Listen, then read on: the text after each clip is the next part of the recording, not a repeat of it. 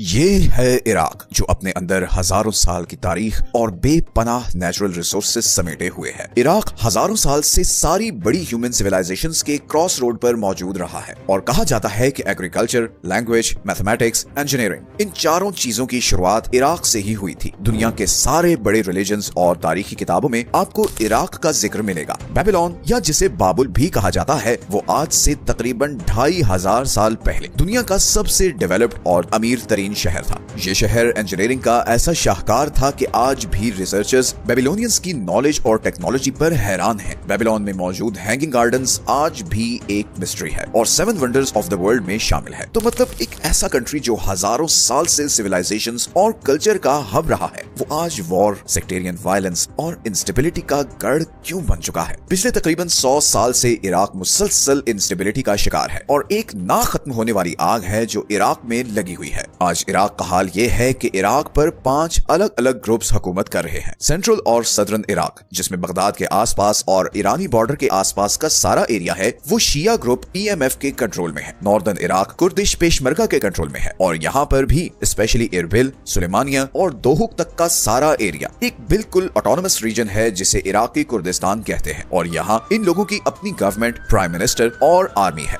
Western Iraq specially अंबार का सारा सूबा और रमादी और फलूजा जैसे शहर सुन्नी ट्राइबल ग्रुप्स के कंट्रोल में है। ये सुन्नी ग्रुप सेंट्रल गवर्नमेंट को सपोर्ट तो करता है, बट ये अपने एरियाज में अपने रूल्स अप्लाई करता है। फिर बगदाद से लेकर बसरा और करबला तक का ये सारा एरिया इराक की फेडरल गवर्नमेंट के कंट्रोल में है, जिसके प्राइम मिनिस्टर मोहम्मद शिया अल सुडानी है। और फिर सीरिया के साथ ये नॉर्थ वेस्ट का सारा पहाड़ी इलाका आईसिस के कंट्रोल में है। The birth place of human innovation कहलाने वाला मुल्क इतने ज्यादा रिसोर्सेज और जबरदस्त लोकेशन होने के बावजूद आज इतना डिवाइडेड क्यों है? इस सब के पीछे इराक की ज्योग्राफी, उसकी हिस्ट्री, पॉलिटिक्स और वर्ल्ड सुपर पावर्स का बहुत बड़ा हाथ है। सच ये है कि आज की वीडियो में हम आपको इराक की वो कहानी सुनाने जा रहे हैं जो शायद आपने इससे पहले कभी नहीं सुनी होगी। लेकिन यहाँ पर आप सब लोगों से एक रिक्वेस्ट है कि चैनल को सब्सक्राइब जरूर कर लें ताकि आप लोगों को नई वीडियोस के नोटिफिकेशन जरूर मिले। मैं इतनी मेहनत से वीडियोस बनाता हूँ, बट बहुत सी वीडियोस की रीच कम होती है, so please do subscribe the channel first. तो अब चलते हैं इराक की ज्योग्राफी की तरफ। आज का इराक 6 कंट्रीज के साथ बॉर्डर शेयर करता है। ईस्टर्न साइड पर ईरान के साथ, साउथ ईस्ट में कुवैत के साथ,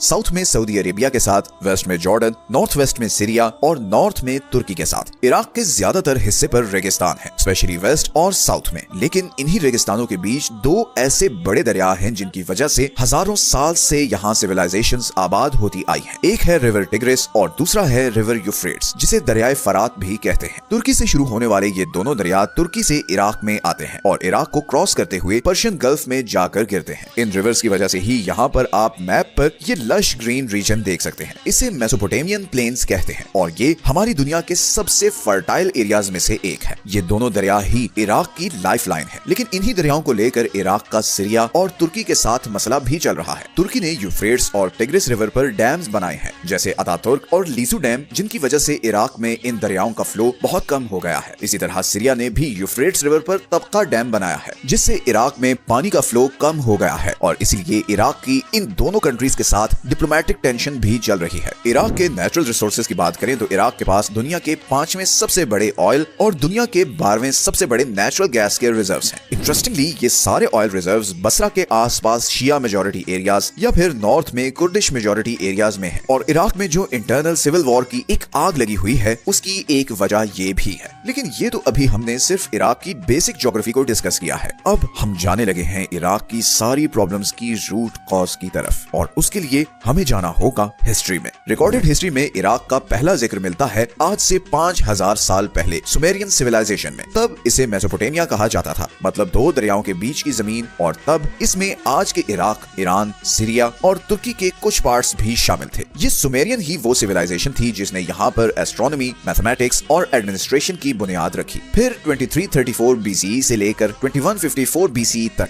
ये एरिया अकेडियन एम्पायर का हिस्सा रहा। फिर 1894 BCE से 539 BCE तक ये सारा एरिया बेबीलोनियन एम्पायर का सेंटर बना। ये उस जमाने की सबसे पावरफुल एम्पायर थी और यही वो एम्पायर थी जिसके दौर में हैंगिंग गार्डन्स ऑफ बेबीलोन बने। फिर 8th से 13th सेंचुरी तक ये एरिया अब्बासी कैलिफेट का हिस्सा बना और इस सारे एरिया को इस्लामिक गोल्डन एज भी कहा जाता है। उस जमाने में बगदाद नॉलेज, ट्रेड और इनोवेशन का ग्लोबल सेंटर बन चुका था। पूरी दुनिया से स्कॉलर स्कॉलर्स बगदाद आते थे और फिर वहाँ पर पर्शियन, ग्रीक और इंडियन नॉलेज को अरेबिक में कन्वर्ट किया जाता था। आज ये सोचना मुश्किल है कि बारूद और खून में डूबा हुआ बगदाद कभी पूरी दुनिया की नॉलेज, कल्चर और पॉलिटिकल पावर का हब होता था, और यही वो शहर था जहाँ से यूरोपियन रेनेसांस शुरू हुई थी। लेकिन फिर 13वीं सेंचुरी में मंगोल्स ने इस शहर की ईंट से ईंट बजा दी और 13वीं से 15वीं सदी तक इराक मंगोल और दूसरी छोटी एम्पायर्स का हिस्सा रहा। फिर 16वीं से 20वीं सेंचुरी तक ये एरिया ऑटोमन एम्पायर के कंट्रोल में रहा। ऑटोमन्स के लिए ये बहुत ही इंपॉर्टेंट एरिया था। उनके लिए ये जगह ईस्ट और वेस्ट को आपस में कनेक्ट करने का एक बहुत इंपॉर्टेंट जरिया थी। फिर वर्ल्ड वॉर 1 के बाद जब ऑटोमन एम्पायर कोलैप्स की तो यूरोपियन कॉलोनियल एम्पायर्स को मौका मिला कि अब वो अपने फायदे के लिए इस एरिया को आपस में डिवाइड करें। 1916 के साइक्स-पिकेट एग्रीमेंट में मिडिल ईस्ट को एथनिक,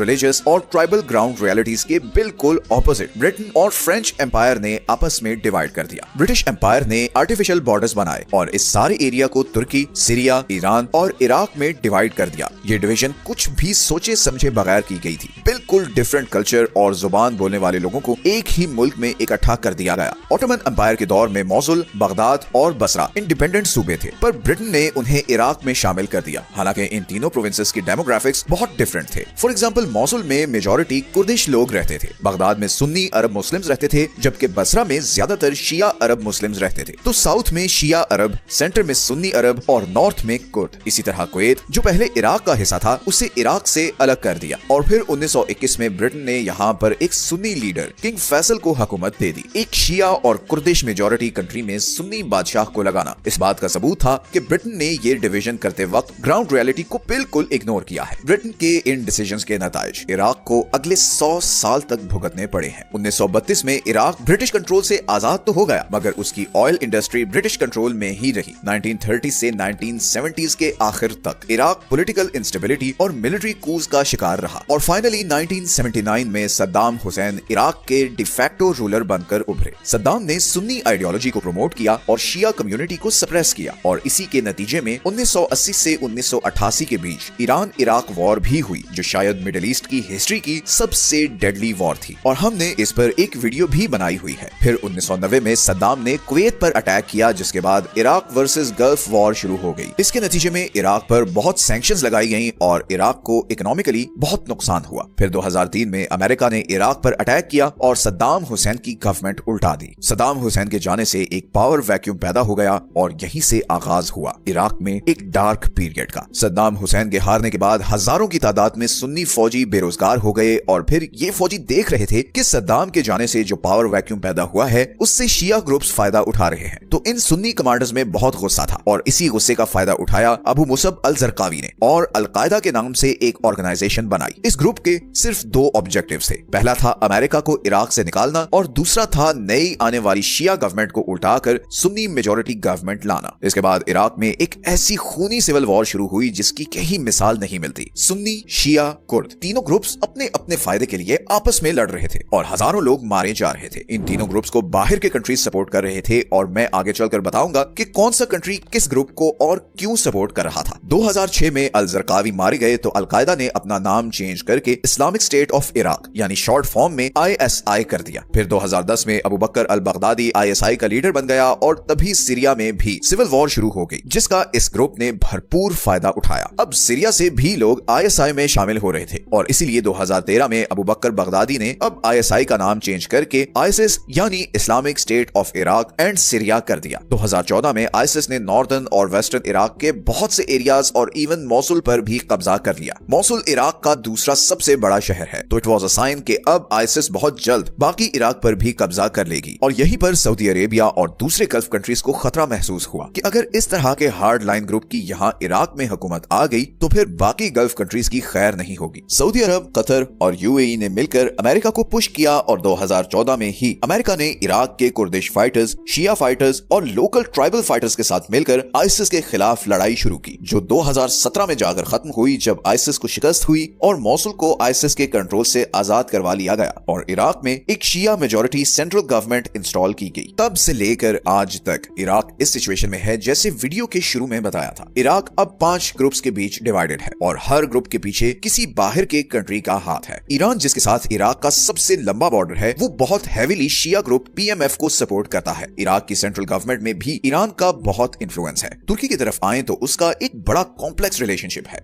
वो इराक के नॉर्दर्न साइड पर मौजूद कुर्दिश पेशमरगा की गवर्नमेंट को तो मानता है, पर वो एक आजाद कुर्द मुल्क के खिलाफ है, क्योंकि उसे लगता है कि अगर इराकी कुर्द को आजादी मिली तो तुर्की में रहने वाले कुर्द भी अपना अलग कंट्री मांगेंगे और फिर तुर्की को अपने इस सारे एरिया से हाथ धोना पड़ेगा। इसीलिए तुर्की इराक की नॉर्दर्न साइड में मौजूद कुछ कुर्दिश फ्रीडम ग्रुप्स जैसे कि पीकेके पर बम्बार्डमेंट भी करता रहता है, लेकिन साथ साथ वो कुर्दिश पेशमरगा को फाइनेंशियली सपोर्ट भी करता है, क्योंकि आईसिस को हराने में कुर्दिश पेशमरगा का बहुत बड़ा रोल था। सऊदी अरब और बाकी गल्फ कंट्रीज इराक में ईरान के बढ़ते हुए इन्फ्लुएंस और शिया आइडियोलॉजी को रोकना चाहते हैं और वो इसीलिए वेस्टर्न इराक के सुन्नी ट्राइबल ग्रुप्स को सपोर्ट करते हैं। साथ ही में वो कुर्दिश पेशमरगा को भी सपोर्ट करते हैं ताकि वो आईसिस की पावर को अंडर कंट्रोल रखें। फिर आता है अमेरिका, जो यहाँ से जाने के बावजूद इराक में बहुत इन्वॉल्व है और उसकी वजह यहाँ के ऑयल रिजर्व्स, ईरानी इन्फ्लुएंस और आईसिस है। कुछ और ग्लोबल सुपर पावर्स की बात करें तो चाइना और रशिया भी इराक में बहुत दिलचस्पी ले रहे हैं। चाइना अपने बेल्ट एंड रोड इनिशिएटिव की वजह से इराक के इंफ्रास्ट्रक्चर पर बहुत इन्वेस्टमेंट कर रहा है।